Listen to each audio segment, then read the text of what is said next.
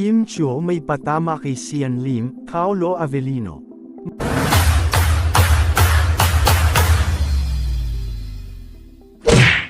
Marami sa mga netizens ang namangya sa ibinahaging bagong hairstyle ng aktres na si Kim Chiu sa kanyang social media account kung saan makikita ang napakaikling buhok ni Kim Chiu.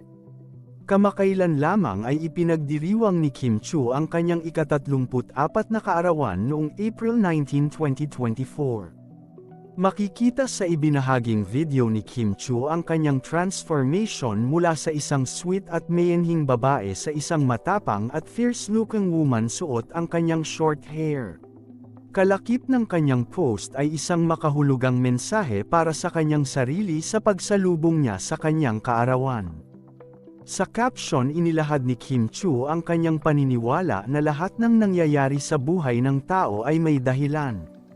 Nagbabago ang mga tao para matutong bumitaw, nagkakamali para ma-appreciate kapag tama, naniniwala sa kasinungalingan kaya sa huli natutunan huwag magtiwala sa iba kundi sa sarili. At minsan ang mga magagandang bagay ay nawawala para mas mabigyan ng puwang ang mas maganda pang bagay na makakamtan sa hinaharap. Sa naunang caption ni Kim Chiu inilahad niyang sa pagtanda niya ng isang taon ay nagiging braver, stronger, smarter, wiser.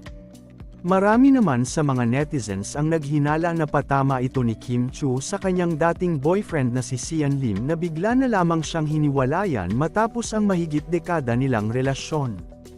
Hiling naman ngayon ng mga tagahanga ni Kim Chiu na tuluyan na itong makapag-move on at makahanap ng lalaking karapat-dapat nitong ibigin na handa siyang iharap sa altar.